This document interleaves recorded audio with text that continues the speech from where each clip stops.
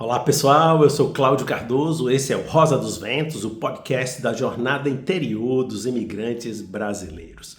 Hoje eu dou sequência à playlist, à série de entrevistas. Eu vou conversar com a minha amiga Adriana Liberato. Adriana Liberato é uma comunicadora, empreendedora, uma empresária, fundadora da plataforma Sou 40 Mais, como o nome já diz, dedicado inicialmente, principalmente à questão das mulheres na sua fase madura, né? Passando por questões como o climatério, menopausa e grandes desafios de saúde. Mas à medida em que a plataforma foi se desenvolvendo, os homens também foram se juntando a ela, inclusive eu sou um admirador da trajetória e das ideias incríveis, vibrantes da Adriana. Então eu aproveito para convidar também vocês a se inscreverem no nosso canal, darem seu gostei ou não gostei ao final, mas se inscrevam, porque é importante para que o nosso trabalho atinja outras pessoas. Vem comigo para essa conversa muito gostosa com a nossa Adriana Liberato.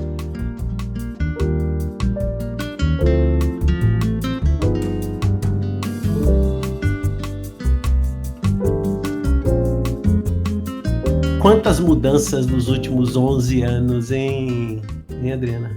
Puta merda, quantas mudanças nos últimos 11 anos. Olha, em 2014 a gente estava em Salvador, fomos para Paris. Passamos 4 anos em Paris, até 2018. Em 2018, nós fomos para Troy, em Michigan, que foi uma mudança, assim, totalmente radical. Você sair de Paris e para Michigan, in the middle of nowhere, né? Então, a gente foi para Troy. Passamos 3 anos em Troy. A gente escolheu Troy, é perto de Detroit, mas por causa da escola de Rafa, que Rafa chegou nos Estados Unidos ainda no high school, então era bem importante a gente ter uma escola de qualidade. Então, fomos para Troy. Em 2021, compramos uma casa maravilhosa numa outra cidade chamada Lake Orion. Amamos, estávamos assim, em love com a casa. Resultado, mudanças totais, 1 ano e meio depois, né, no trabalho de chefia, na vida profissional de chefia. E a gente, todas essas mudanças foram motivadas pelo trabalho dele, né? A gente começou pela expatriação em 2014, onde saímos de Salvador e fomos para a França. Então, em 2021, a gente mudou para casa no final do ano, maravilhoso. A gente passou o Thanksgiving lá.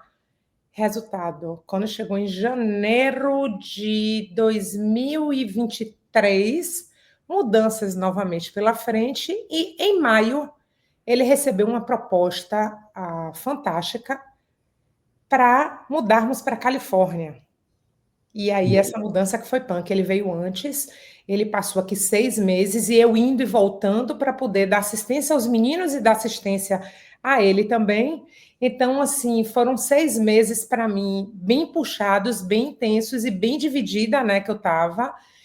E vendemos a casa em outubro de 23 e eu me mudei só com o filho mais velho, porque o filho mais novo já ficou em Michigan. O ninho já começou a ficar vazio daí, né? Aí você imagina o coração. Então, Rafa ficou em Michigan para terminar a faculdade, para concluir a faculdade. A gente fez a mudança dele da nossa casa para a cidade da faculdade. E Chefezinho, que é o mais velho, resolveu vir com a gente para a Califórnia. Pediu demissão e veio para a Califórnia. Não deu 3 meses, ele falou: estou indo embora. E aí o ninho ficou vazio de vez. A gente veio para a Califórnia, mas na Califórnia a gente passou um tempo numa cidade chamada Chino Hills, que é 30 minutos de downtown Los Angeles, por causa do trabalho de chefia. E aí, quando chegou em dezembro do ano passado, a empresa de chefia foi vendida, né? Na verdade, ele vendeu a empresa, porque a empresa ia fechar. Ele conseguiu fazer um turnaround e conseguiu vender a empresa, mas ele falou: não é isso que eu quero, não, vamos ver o que é que a gente faz. Ele estava em alguns processos e aí recebeu um convite inusitadíssimo para voltar para o Brasil, para uma empresa maravilhosa que a gente não tinha conhecimento. E lá vamos nós, e lá vou eu embarcar nessa, né? Porque eu só estou embarcando na dos outros nessa brincadeira. Isso foi em que mês de 2024? 2000, a gente está em 25, a gente foi para o Brasil em 2024, no final do ano, para ele conversar com essa empresa, porque ele saiu da empresa, a empresa foi vendida em outubro, mais ou menos, no mês de outubro, né? Aí, o pior não é isso, Claudinho, porque você está falando de mudança, a gente empacotou tudo nosso. Quando a gente empacotou tudo nosso, a gente colocou num. Aqui a gente tem muita facilidade de storage, né? A gente colocou num storage desse, nos depósitos de imóveis, deixamos as coisas lá, mas nesse momento a gente pensou assim: ó, vamos tirar um tempo para a gente pensar. Ele falou: não é isso aqui que eu quero, essa realidade. Ele estava conversando com algumas empresas também, e a empresa querendo muito que ele continuasse, né? Porque a empresa ela tinha que passar por uma série de processos burocráticos. Então, quando a empresa foi comprada logo, ela não começou a operar. Ela precisou de um tempo, toda a legislação, Califórnia, adaptação, e aqui as leis são muito mais rígidas. Resultado, ele falou: vamos pegar esse tempo, né? Ele negociou: vamos pegar esse tempo e vamos dar uma pensada, né? Tipo assim, vamos passar um mês no Brasil. Resultado, eu fiquei com 2 malas. Essas 2 malas eram para passar uma chuva no Brasil. Nessa brincadeira, a empresa brasileira entrou em contato com ele. A gente estava aqui nos Estados Unidos, mas a gente estava na Flórida. A gente não estava nem mais em Califórnia, não estava em lugar nenhum, estávamos na Flórida. Ele falou: bom, a gente está indo para o Brasil, vamos conversar. Chegou lá, meu amigo, ele se encantou pela empresa. Eu falei: me lasquei. Lá vou eu embarcar nessa de novo e voltar para o Brasil. A gente falou: vamos nessa. Voltamos para o Brasil, só que para Recife, né? Que é Nordeste, a gente já conhece a cultura, sabe como as coisas funcionam, o povo super caloroso, receptivo e tal. Mas para quem está morando aqui há quase 11 anos, é um choque. Os 2 filhos nos Estados Unidos. É um choque. Brasil. E essa decisão foi tomada no final de dezembro. Qual é o nível de equilíbrio psicológico que uma pessoa tem que ter, ou que tipo de fórmula psicológica tem que ter para conseguir lidar pisando num terreno que é muito fluido, é móvel, não tem nada seu, aquela ideia de ancoragem. Talvez algumas pessoas não precisem disso, mas eu queria ouvir um comentário seu sobre essa dimensão psicológica, que é o material do Rosa dos Ventos, e uma matéria-prima, não só, não é? Porque a psicologia está em tudo, está no nosso corpo, na nossa vida, na nossa cultura, mas enfim, eu queria ouvir essa de sua, né? Que nível de exigência e demanda e pressão é feita sobre a psicologia das pessoas num terreno de tantas mudanças? Meu querido, eu sempre disse que se tem uma coisa que é constante na vida é a mudança, né? Então, e eu sempre fui uma pessoa que vai no flow, né? Eu não tenho muito uma rigidez. Eu nunca tive uma rigidez. Eu sempre fui extremamente flexível, até porque eu tenho muitos quereres na minha vida. Então, todos esses quereres, eles não estão na mesma direção. Eles estão, às vezes, inclusive, em direções opostas. E eu preciso ter essa flexibilidade, eu preciso ter essa elasticidade para essa questão da mudança, porque senão eu não consigo realizar o que eu desejo. Então, isso é uma coisa. Outra coisa é o seguinte: eu não costumo ficar reclamando de nada, não. Eu não costumo, eu digo assim, a gente pede as coisas, eu não queria morar fora, eu queria morar fora. E que, inclusive, é uma coisa que é para poucos. As pessoas acham que morar fora é uma coisa simples, não é. É para poucos. Você precisa ter primeiro, muito autoconhecimento. Você precisa saber muito quem você é. E aí, entrando nessa esfera, assim, de psicologia, eu me conheço muito e a coisa que eu acho mais importante nessa vida é o autoconhecimento, porque sem autoconhecimento a gente não vai para lugar nenhum. E quando a gente se conhece de verdade, aí, sobretudo nessa fase da vida, né, Claudinho, que eu acho que, inclusive, a gente saber o que não quer é mais importante do que saber o que quer, porque a gente vai ter quereres até o fim da vida. Eu até morrer, eu estou querendo, eu estou desejando. Mas você saber o que você não quer, isso é importantíssimo. Então, isso me norteia e eu estou aberta para experimentar coisas. Porém, é muito difícil, porque nesse trajeto todo aí, você citou, eu sou o indivíduo, né? A pessoa, a mulher, eu sou a esposa, eu sou a mãe, eu sou a profissional. São muitos papéis envolvidos nessa equação, e, na verdade, o que eu percebo é o seguinte: que todas essas mudanças que eu participei, inclusive, e que não só que eu participei, eu fui a decisiva em tudo isso, até mais do que o meu marido, que eu sou mais de empurrar ele, né? Vamos, vamos, vamos, eu quero ir, eu quero ir. E quando a gente saiu do Brasil, na cabeça dele, ele vinha passar 2 anos, e eu, na minha cabeça, eu digo, nunca mais eu volto. Nunca mais eu volto, porque eu quero ganhar o mundo, né? O que eu ia encontrar, eu não fazia ideia, porque a gente é uma caixinha de Pandora. Vamos falar aqui da sua plataforma, Sou 40 Mais, né? E que é incrível, né? Uma ideia incrível e que é mais com mulheres ou muitos homens participam? Conta aí pra gente essa iniciativa. Claudinho, é muito interessante. Deixa eu voltar um pouquinho e aí eu vou contextualizada para dar uma contextualizada para responder a sua pergunta. Eu criei o Sou 40 Mais por uma necessidade minha, né?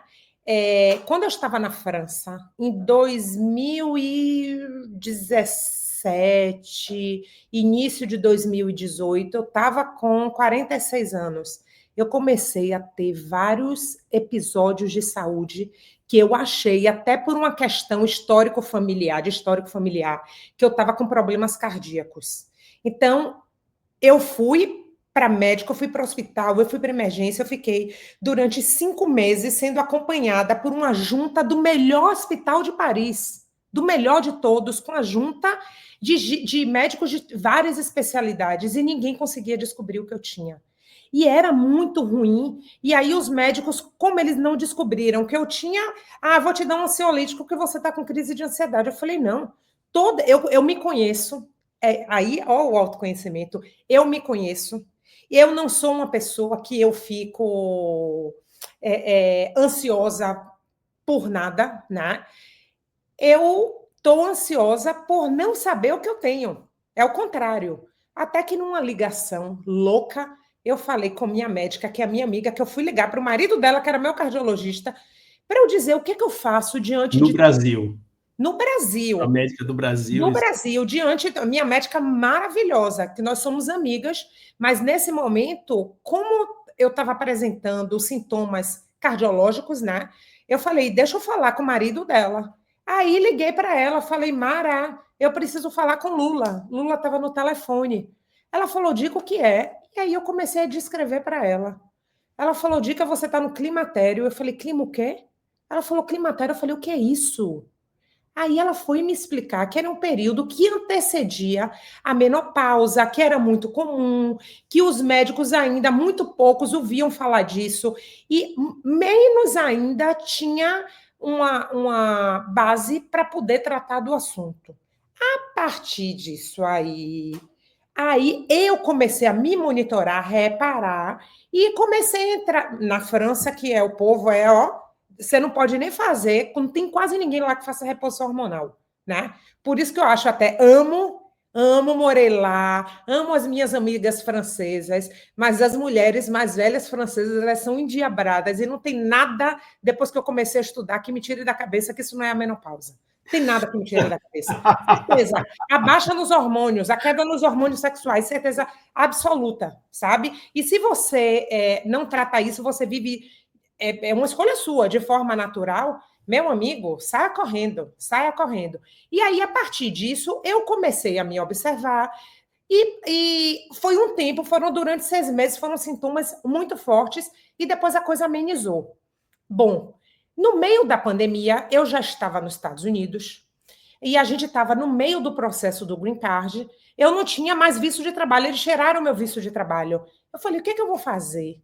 E aí eu comecei a pesquisar, e esse lado meu empreendedor, né? Eu falei, eu não quero trabalhar para os outros, eu queria fazer alguma coisa. E comecei a estudar esse universo de mulheres maduras, que é o universo qual eu me encontrava e eu continuo me encontrando, né? Eu falei, tá aí, ó, uma coisa que quase ninguém fala. E comecei a mergulhar nesse universo. Não tinha quase nada de conteúdo. Comecei a seguir uns médicos daqui dos Estados Unidos, né? E uns acadêmicos, muita gente de pesquisa, muita gente que tinha um conteúdo muito bacana que a gente não via em lugar nenhum, muito pioneiro. Eu falei, eu já sei o que eu quero fazer. Na época, eu criei como Proud of 40. Né? Eu digo, pô, eu estou nos Estados Unidos e aí vai fazer o conteúdo em inglês, em português, aquela confusão de você não saber direito. Só que eu fiz um planejamento estratégico e eu falei, esse é um mercado que eu quero estar inserida, eu quero fazer parte, eu quero ser uma das players desse mercado. E aí só que quando você bota a cara nesse mercado, as pessoas, e eu tô com a cara ali na rede social, no Instagram, fica parecendo assim, influencer, ela quer. Não, não, não, não, não, não. É muito mais do que isso, porque o meu negócio é, vamos criar uma comunidade de mulheres maduras onde haja troca de verdade. E eu acredito, eu odeio esse negócio. Vamos empoderar botando a bunda de fora. Não, minha linda, a gente só empodera através da informação de qualidade. Porque informação é poder. E a gente, com informação de qualidade, a gente pode tomar decisões de forma consciente. Então, esse é o meu propósito, é trazer informação de qualidade para que as mulheres possam tomar decisões de forma consciente e a gente ter um espaço de troca confiável, de troca madura e não de superficialidade. Eu não sou uma pessoa superficial, eu não gosto de superficialidade. Eu acho que superficialidade é para um encontro social. Eu acho que, ainda mais chega nesse momento da nossa vida, a gente precisa dessa troca, porque são mudanças muito fortes e muito significativas a partir dos 40 anos. E é tudo ao mesmo tempo agora, Claudinho. Então, você tem, como no meu caso, você tem filhos que... No meu caso, tem a questão da mudança internacional. Mas se eu tirar essa coisa da mudança internacional, a gente tem os filhos crescendo e saindo de casa. Às vezes, os pais, eles assumiram o papel de pais, esqueceram o casal. Então, você tem uma relação que está totalmente desgastada e, muitas vezes, dois desconhecidos que simplesmente fazem as funções de pai e mãe. Aí, quando os filhos saem de casa, aquilo fica gritante. Então, você vê uma época que as pessoas se divorciam muito, que tem a questão do ninho vazio, a questão da carreira, porque lá atrás, quando a gente se forma, que a gente não tem nenhuma base para saber se aquilo mesmo, se aquela escolha faz sentido, a gente tem que gerar roda. E nessa coisa de gerar roda, ninguém está pensando, será que isso está alinhado com o meu propósito? Que propósito, gente? Quem pensa em propósito com 20 e poucos anos de idade? Né? Você precisa gerar roda, você precisa fazer dinheiro. Então, assim, eu e chefia, a gente teve filho cedo, tivemos 2 filhos, e a gente precisa trabalhar, vamos trabalhar e tal. E aí chega nessa fase da vida, uma batida assim na sua porta, é uma batida grande, é um chamado. E é um chamado para você olhar para si. E nós, mulheres, além de todas essas mudanças, de todo esse contexto, vem o declínio dos hormônios sexuais, que mexe demais com a gente. E as pessoas ficam achando que é só a questão do sintoma, né? Porque o climatério ele pode começar 10 anos antes da menopausa. Uma média de mulheres entrar na menopausa é entre 48 e 52 anos. Então, vamos supor que a partir dos 40 você já pode começar a sentir esse declínio e ele se dá através de mudanças significativas. E eu conheço muitas mulheres e converso com muitas mulheres nessa minha jornada de empreendedora desse universo 40 mais, e é interessante que as mulheres falam assim: parece que eu entrei numa crise existencial. Eu não me conheço mais. Quem é essa pessoa que está aqui dentro? Tem um ser que se apossou do meu corpo e eu não sei quem é esse ser, porque são muitas questões. E aí depois, muitas vezes, você transpõe esse limite e vai para a esfera conjugal. Então, o problema deixa de ser só em você e você já acha que o seu parceiro ou sua parceira que é o problema. Há Sim. muitos divórcios nessa fase da vida. E as pessoas não se dão conta, existem vários estudos, inclusive, foi feito um estudo na Inglaterra, que outro dia eu citei num podcast meu com a minha médica, o Como Navegar pela Menopausa, que foi feito um estudo e 75% das mulheres entrevistadas atribuíram o divórcio, que chama de divórcio grisalho, à menopausa. Só que elas não sabiam que elas estavam nesse processo. Então, assim, veja bem, é um conjunto de fatores muito grande. Então, eu falei, as pessoas não falam sobre isso. Claudinha, as mulheres que chegavam para mim, mandando mensagem ou me ligando, dizendo assim, eu tenho vergonha de falar sobre isso, eu não quero falar sobre isso abertamente, porque as pessoas acham que quando a mulher já tem essa coisa do envelhecimento, a mulher a partir de 40 anos ela já está mais velha. Esse cabelo branco aqui, Ave Maria, é para poucas, né? Assumirem esse cabelo, botarem a cara e dizer, eu não tenho problema com envelhecimento, eu prefiro envelhecer do que morrer. Só não envelhece quem morre antes. Eu não tenho... Pelo menos aqui no Brasil, eu não sei como está aí nos Estados Unidos, mas aqui no Brasil é muito comum as mulheres pintarem o cabelo, né? É mais comum do que homens, é mais raro homens, né? É Eu muito não sei aí comum. nos Estados Unidos se o pessoal pinta muito o cabelo também. Pinta. Também. Assim, a grande maioria. Hoje, eu fico até um pouco preocupada, porque tem um modismo de você entrar nessa onda do grisalho. Não, gente, isso é uma coisa genuína. Eu já estava de saco cheio de pintar o meu cabelo. Eu liguei para minha mãe e falei, mãe, vou deixar o cabelo branco. Ela, não tenho maturidade para isso. Minha mãe, não tenho maturidade. Eu digo, você pode até não ter maturidade, eu não estou nem aí. Sabe? Então, assim, são muitas questões, Claudinho, que a gente precisa estar muito seguro de quem a gente é. Então, quando eu criei essa plataforma, eu falei, a gente tem muito o que conversar, a gente tem muito o que trocar. E aí, o interessante, que eu respondendo a uma das suas perguntas que você fez, eu fiz a plataforma pensando em mulheres, de ser uma comunidade feminina. Tenho me assustado, porque hoje, por exemplo, no Instagram, eu tenho um pouco mais de 60 mil pessoas, 15% é homem. É homem. Gente, e como é que. Aí eu fico assim, eu conversando com meu marido, como é que eu atraí esses homens? É claro, é lógico. E aí eu vejo homens, por exemplo, como você, que são homens que vivem na sua plenitude todos os papéis. Porque a grande maioria, e até uma coisa que fica estereotipada, é que o homem ele só trabalha. E ele não. Os outros papéis deles são deixados todos de lado. E eu sei que não é verdade. Eu sei que não é verdade. E eu conheço, um deles está na minha frente, está aqui diante de mim. A gente se conhece e eu sei o seu papel de pai, de como você criou seu filho, de abrir mão da sua carreira, de colocar ela em segundo plano, para você ser pai em primeiro plano, né? De todas as dificuldades que você teve, de você ser um super parceiro, de você estar aí casado com uma mulher maravilhosa, mas de você assumir os seus papéis também dentro de casa, de você ser uma pessoa que conversa sobre sentimento, que é importante saber como a sua parceira tá, que vocês caminham juntos. Mas, meu amigo, o meu marido também é assim, não tanto quanto você, viu? Nessas tarefas todas de dentro de casa.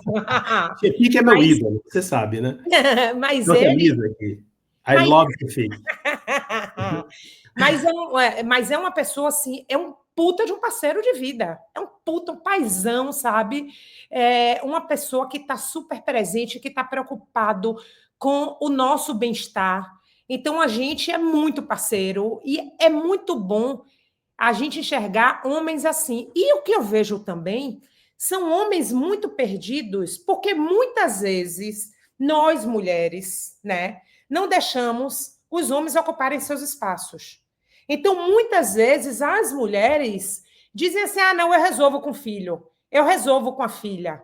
E, claro, você depois chegar de um dia todo de trabalho, todo cansado, e você está vendo as mulheres ali não deixando você se aproximar muito, você tem duas coisas. Você, pelo lado cômodo, né? Você abre mão um pouco disso e vai o descansar, só que aí tem um outro lado também, porque você vai perdendo esse dia a dia, essa relação, e lá na frente essa conta chega.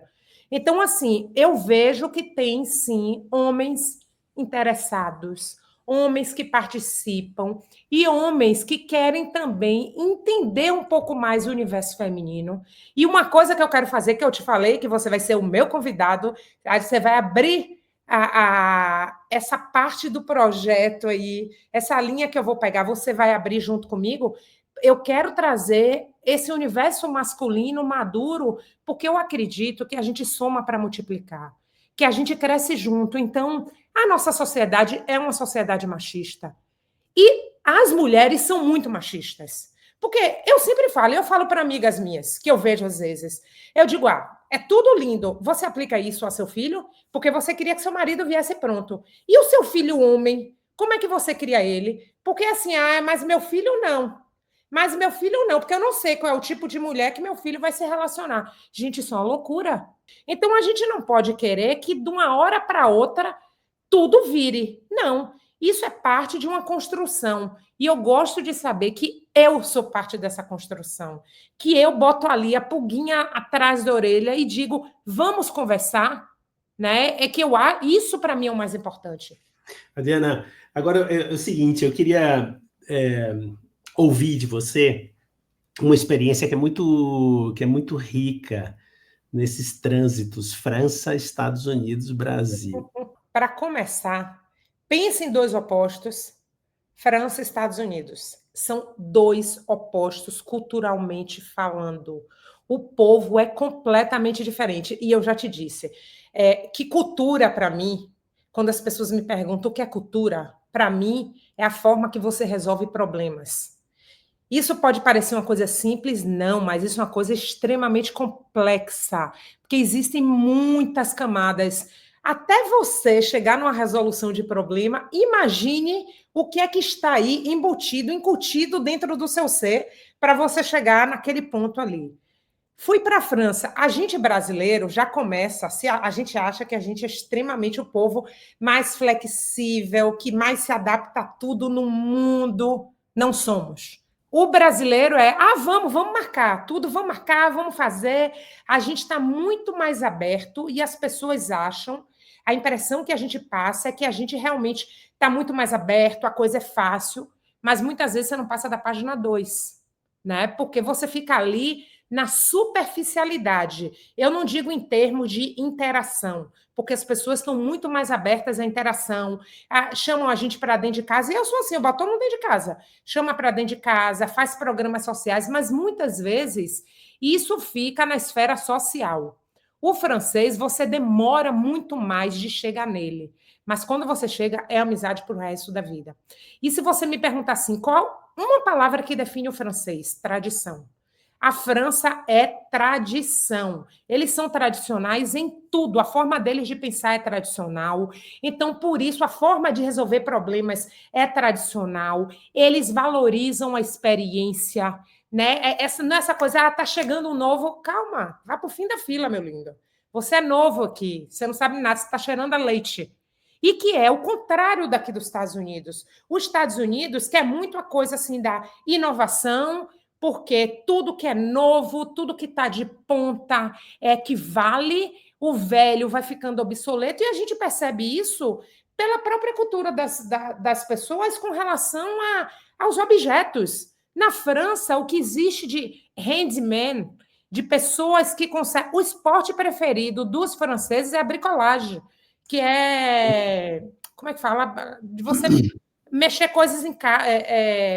não é o artesanato, mas é você mexer. Tem um nome em português para isso, Eu não sei o nome. Agora se fala bricolagem aqui no Brasil. Bricolagem. Por exemplo, a Leroy Merlin, que aí no Brasil é Leroy Merlin, a Leroy Merlin é o lugar, o shopping dos franceses.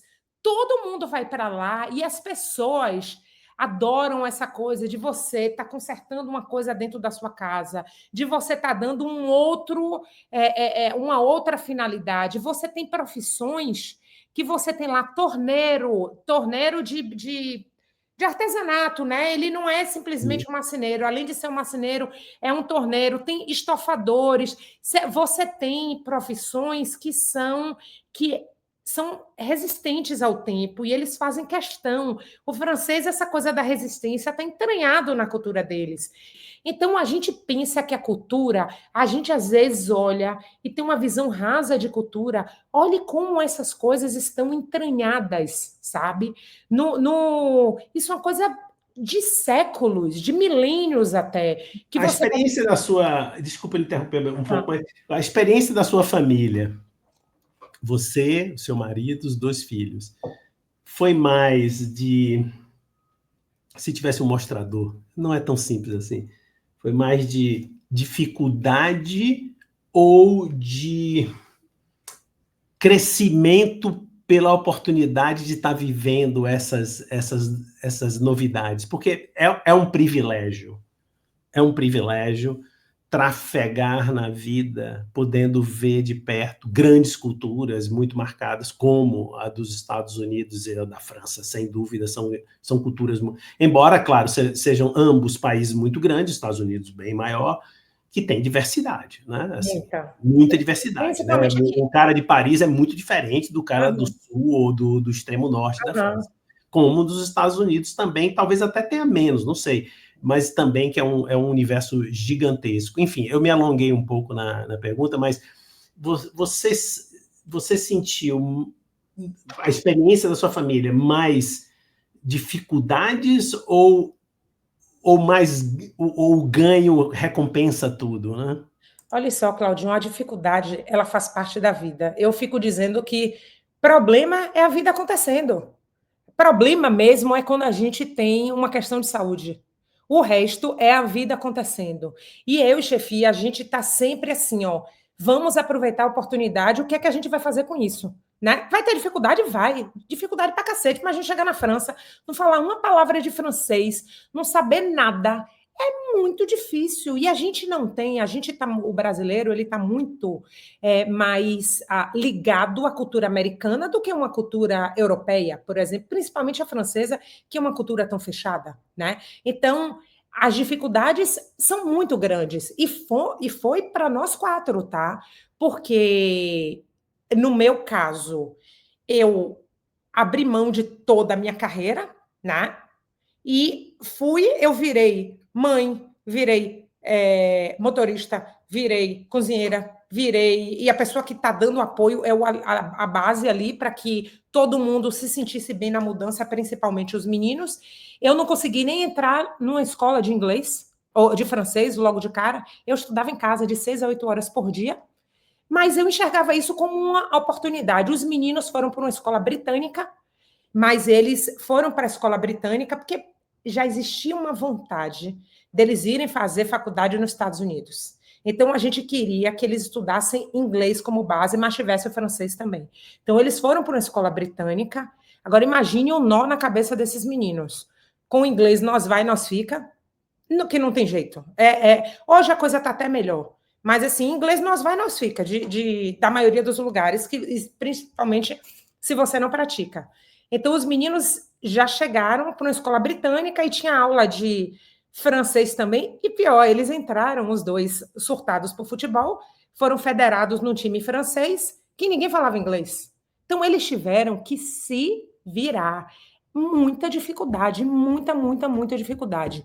Chefi foi trabalhar, primeiro, mais novo do que todo mundo, e, de novo, na França, a tradição, a coisa do mais velho, né, que é muito respeitada, vem ele, um brasileiro, para gerenciar toda uma operação de engenharia da Europa.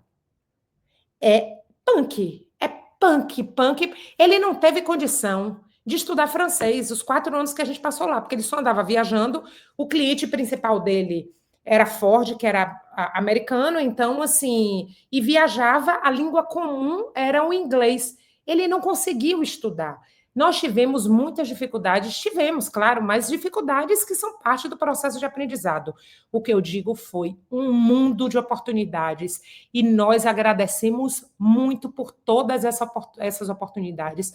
Abriram a nossa cabeça, nos deram muito mais repertório, muito mais recurso inclusive, para compreender a alma humana, para compreender a diversidade e para a gente ter uma sabedoria até para descartar o que não vale a pena e pegar o que é bom. Porque é muito legal quando você sai da sua zona de conforto, você tem a oportunidade de escrever um livro em branco, de recomeçar a escrever esse livro. O que é que eu quero que faça parte dessa história? Quem é que eu quero ser nesse jogo do bicho? Né? Então, tem muitas dificuldades, tem, mas é um mar de oportunidades.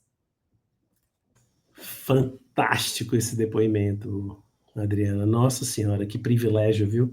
Agora, assim, talvez tenha tido alguma coisa assim que eu gostaria de perguntar, não me ocorre agora. Mas assim, eu vou fazer um desafio aqui para você, né? Agora, os seus dois filhos estão em idade... Bom, já se formaram, né? Um já se formou, o outro está no meio da universidade para concluir. Vai formar agora em dezembro. Vai formar agora em dezembro.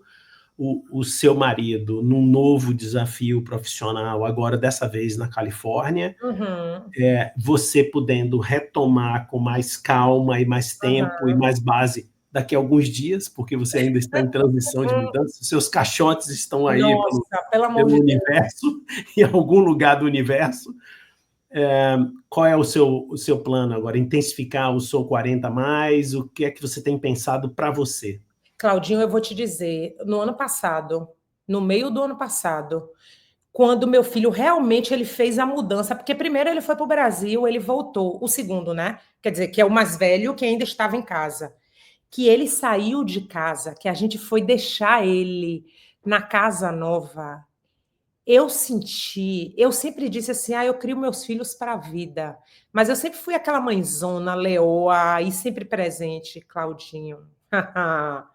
Era uma dor física, doía. Já passei por essa história, eu acho que a gente sempre vai passar, né? Sempre, né? Doía, eu não conseguia passar pela porta do quarto dele. Eu fiquei 2 meses ruminando aquela coisa, aqueles sentimentos, o que é que eu vou fazer, sabe? Porque a maternidade é um papel muito forte na vida da gente, né? E ela vai estar sempre presente, independente dos outros papéis. E como eu te falei, na bola dividida, ela sempre vai falar mais alto. Então, para mim, que nos últimos 10 anos eu vivi em função disso, foi muito punk. Mas aí eu coloquei a minha cabeça no lugar e fiz, bom, ainda sem saber qual era o destino. Isso foi tipo setembro do ano passado, né? A gente no meio do olho do furacão. Eu pensei, coloquei minha cabeça no lugar, tomei uma decisão, cheguei para a chefe e fiz, amor, o negócio é o seguinte, sua vida está estruturada, você pode mudar de empresa, mas você tem uma carreira que está consolidada numa área. Eu venho de áreas diferentes, já fiz muitas coisas na minha vida, tive muito sucesso no corporativo, tive sucesso também empreendendo, sabe? Mas quando eu criei essa plataforma aqui, eu criei porque eu tinha uma visão e eu achava que essa visão ia ser uma coisa minha para o futuro e para a minha longevidade, que nem o seu projeto, né? Uma coisa que eu vá junto com o meu projeto. Então, eu falei assim, eu tomei uma decisão. A partir de agora, independente de onde a gente vá, o que você vai fazer, o que os meninos vão fazer, chegou a hora de eu voltar a olhar para mim. Porque eu sou uma pessoa que eu sempre investi em conhecimento. Eu tenho 3 pós-graduações, eu estou estudando o tempo inteiro, porque eu acredito, como eu falei, que informação é a base para tudo na nossa vida, para a gente tomar as nossas decisões. Então, eu tomei a decisão, a partir de agora, eu vou focar no meu negócio. A primeira coisa que eu fiz foi o quê? Mudar o nome. Mudei o nome para Sou 40 Mais. E falei, bom, qual é a minha estratégia? Eu já tenho o meu planejamento. E o meu planejamento não vai mudar. E os números só melhoram, porque se você for levar em consideração que em 2030 teremos 1 bilhão de mulheres na menopausa, isso significa 1 bilhão de mulheres na casa dos 50 anos. Né? Então, é um número muito grande. É um mercado muito gigantesco. Eu falei, eu vou nesse mercado aqui, mudei o nome para Sou 40 Mais e falei, vou devagarzinho, não sei aonde eu vou estar, o que eu posso fazer com os recursos que eu tenho agora a trabalhar meu Instagram. Então eu fui, Claudinho, isso foi setembro, meados de setembro do ano passado. Eu tinha, sei lá, 5 mil e poucos seguidores. E eu comecei, de onde eu estava, consistência e testando, e eu sou uma pessoa também da área de marketing, né? E eu já fiz vários cursos, eu falei, tá na hora de começar a colocar em prática tudo que eu aprendi. Vamos lá. Comecei, vamos. Eu hoje, setembro, outubro, novembro, dezembro, janeiro, fevereiro, março, abril, maio, junho, julho. Tem 10 meses, né? Vai fazer 10 meses. Eu tenho 10 vezes mais o número que eu tinha. Fantástico. De seguidores. E não é só isso, porque não é pela questão, não é pelo número de seguidores, é você ver que você está trilhando o caminho, que você está indo na direção certa. Eu sempre digo que direção é mais importante do que velocidade. E eu sei que eu estou indo na direção certa e estou aos poucos agora. Então, eu fiz um site novo, criei um site novo, estou criando um curso, estou com um podcast no ar, super bacana. Vou criar um curso com 2 profissionais maravilhosas, uma ginecologista e uma nutricionista, para a gente dar estratégias reais para mulheres que estejam ou entrando ou passando por essa fase, sabe? Tem outros produtos aí, outras parcerias que eu estou construindo. Então, assim, eu estou muito feliz de, no meio dessa loucura inteira que está a minha vida, de eu conseguir, dentro de mim, porque a nossa casa é o nosso corpo, é a nossa alma. De dentro dessa casa aqui, eu consegui aquietar minha mente e focar no que para mim é prioridade. Espetacular. Adriana, olha, eu já deveria ter mencionado durante a nossa conversa, eu já coloquei aqui o endereço lá do seu Instagram e quero dizer, não só, mas também do site, mas também quero dizer para todo mundo que está aqui nos acompanhando, aqui pelo Spotify, pelo YouTube, que todos os seus contatos estão aqui na descrição, tá? Do nosso áudio, do nosso vídeo. Adriana, só tenho que lhe agradecer aqui pelo seu tempo maravilhoso, seu depoimento muito rico, muito vibrante como você é. Muita gratidão a você pela sua generosidade de participar aqui do Rosa dos Ventos, que está engateando, começando, mas com muito orgulho eu tenho aqui o privilégio de ter pessoas como você aqui para fazer esse começo. Muito obrigado.